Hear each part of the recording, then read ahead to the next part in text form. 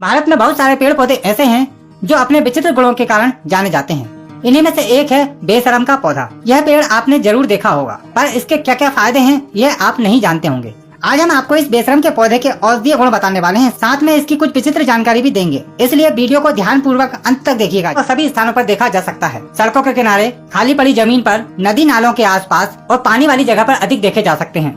यह 12 महीने ही हरा भरा रहता है। इस पर इस तरह के फूल लगते हैं, लेकिन इन फूलों में किसी भी प्रकार की गंध नहीं आती है। इसके पत्ते इस तरह के होते हैं, यदि इसके पत्तों को तोड़ा जाए तो दूध निकलता है।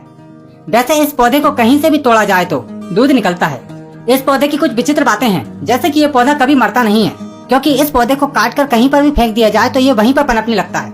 यदि ये पौधा पानी के अंदर डूबा है तो वहाँ पर ये सड़ता नहीं है।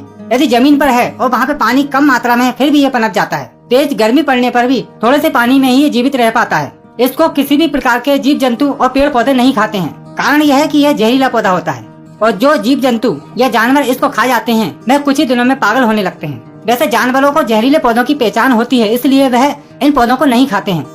लेकिन कोई भी वनस्पति या पेड़ पौधा व्यर्थ नहीं होता है, उसके कुछ न कुछ औषधीय गुण जरूर होते हैं। उन्हीं औषधीय गुणों को हम बताने वाले हैं। इस पौधे को अलग अलग क्षेत्रों में अलग अलग नाम से भी जाना जाता है, जैसे कि कुछ लोग इसको बेहया, गुजराती में इसको अकादिया कहते हैं, झारखंड में इसको थेथर, सदाबहार, बिहार में बागरेला, छत्तीसगढ़ी में बेशरम आदि नाम से जानते हैं। आप इस पौधे के बारे में क्या जानकारी रखते हैं और आप इसको क्या नाम से जानते हैं, कमेंट करके जरूर बताएं। हो सकता है आपकी दी हुई जानकारी किसी भाई के काम आ जाए।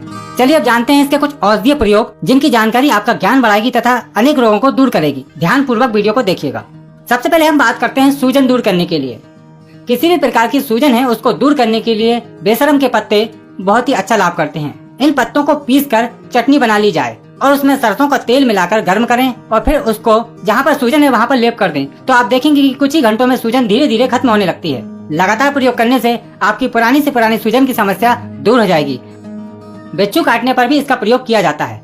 बिच्छू काटने पर इसके दूध को डंक वाले स्थान पर लगाने से जहर का असर धीरे धीरे खत्म होने लगता है। या फिर आप इसके पत्तों को पीसकर डंक वाले स्थान पर लेप कर दें, उससे भी बहुत ही जल्दी आराम मिल जाता है। इसका अगला प्रयोग है दांतों के रोगों को दूर करने के लिए। पायोरिया एक ऐसी बीमारी है दांतों की, जिसमें दांतों की जड़ें कमजोर हो जाती हैं और दांतों की जड़ों में ऐसा लगता है जैसे कीड़ा लग गया है, दांत उखड़वाना पड़ेंगे। वैसे पायोरिया में और भी काफी सारी समस्याएं पैदा हो जाती हैं, लेकिन बहुत ही सरल तरीके से आप इस समस्या को दूर कर सकते हैं इस बेशरम से। इसकी नर्म एवं ताजा डंडियों से दातुन करने से दांतों का पायोरिया रोग ठीक हो जाता है। इस प्रयोग को करते समय कुछ सावधानियां रखनी चाहिए, जैसे कि इसका प्रयोग बच्चों को नहीं कराना चाहिए, क्योंकि यह बच्चों के लिए नुकसानदायक हो सकता है, क्योंकि इसका दूध जहरीला होता है। यदि आप भी इसका प्रयोग करें तो सावधानी पूर्वक करें, ताकि इसका रस मुंह के अंदर न जा पाए। वैसे कोई डरने वाली बात नहीं है, आपका रोग दूर हो जाएगा। इसके अगले प्रयोग की बात करें तो चोट मोट के दर्द को दूर करने के लिए बहुत ही उत्तम और रामबाण दवा है। इसके लिए इसके पत्तों पर तेल लगा लीजिए। तिल्ली या सरसों का तेल लगाकर चोट या मोच या दर्द वाले स्थान पर बांध देने से सारा दर्द पत्ता खींच लेता है और आपको बहुत ही जल्दी आराम मिल जाता है। यह सूजन को भी दूर करता है और दर्द को भी दूर करता है। अगले प्रयोग की बात करें तो बाल तोड़ होने पर इसके दूध को लगाना चाहिए, या फिर आप इसके पत्ते के पेस्ट को भी लगा सकते हैं, जो बहुत अच्छा लाभ करता है।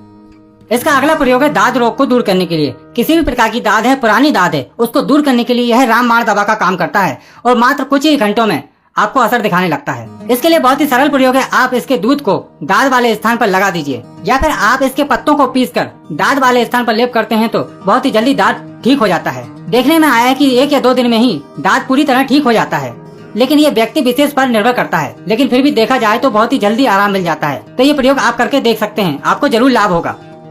एक्सीडेंट या चोट आदि लग जाने पर इसके पत्तों पर तेल लगाकर बांध देने से भी बहुत ही जल्दी आराम मिल जाता है। इसका एक और प्रयोग है, यदि फोड़े फुंसी पर इसका दूध लगाया जाए तो फोड़े फुंसी बहुत ही जल्दी नष्ट हो जाते हैं।